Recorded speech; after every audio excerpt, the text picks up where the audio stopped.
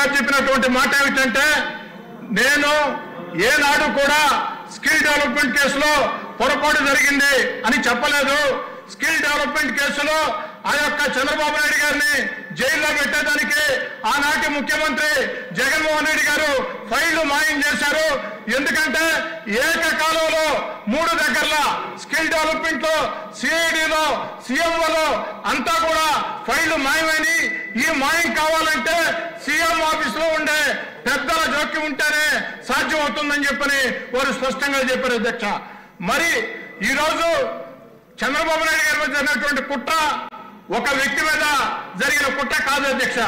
ఒక high profile వ్యక్తి మీద ఇంత పెద్ద కుట్ర జరిగితే ఇక ప్రజల మీద ఇలాంటి కుట్రలు ప్రభుత్వ ప్రోద్బలంతో జరుగుతాయి. గత వైఎస్ఆర్ కాంగ్రెస్ పార్టీ లాంటి ప్రభుత్వాలు మళ్ళీ భవిష్యత్తులో అవకాశం వస్తే ఇలాంటి కుట్రలు జరుగుతాయి. చాలా స్పష్టంగా చెప్పారు అధ్యక్ష. చాలా స్పష్టంగా పివి రమేష్ గారు కొత్తగా ఈరోజు చెప్పలేదు అధ్యక్ష.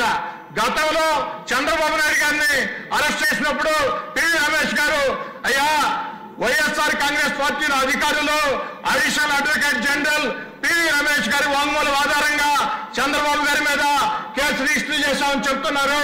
ఇది అవాస్తవం. స్కిల్ డెవలప్మెంట్ లో ఎలాంటి పొరపాట్లు జరగలేదు. కొన్ని లక్షల మందికి మేళ్లు జరిగాయి. నా యొక్క స్టేట్మెంట్ ని ఫ్యాబ్రికేట్ చేస్తున్నారని అదే మాట రాత్రి కూడా చెప్పారు అధ్యక్ష. ఒక సీనియర్ విశ్రాంత అధికారి కేసుని, వాంగ్మూలాన్ని ఫ్యాబ్రికేట్ చేశారంటే, తప్పుదారి పట్టించారంటే ఇది ఒక మహా కుట్ర అధ్యక్ష.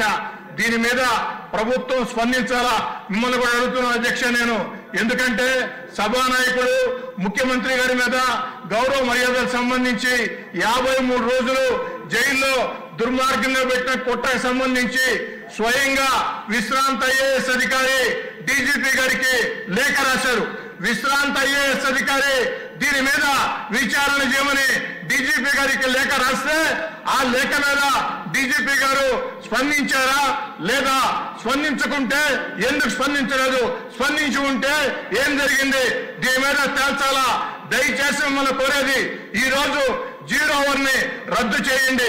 0 అవర్ ని రద్దు చేసి సభలో ఉన్నటువంటి సభ్యుల అందరి అభిప్రాయాలు తెలుసుకోండి. ఇది చాలా ముఖ్యమైన అంశం. ఒక విశ్రాంత ఐఏఎస్ అధికారి స్వయంగా మీడియా ముందుకు వచ్చి చెప్తున్న మాట వారు కొత్తగా ఇప్పుడు చెప్పే మాటలు కాదు, ఆనాడే చెప్పి ఉన్నారు. దీన్ని సీరియస్ గా తీసుకోవాలని కోరుకుంటూ సెలవు తీసుకుంటూ ఉన్నారు.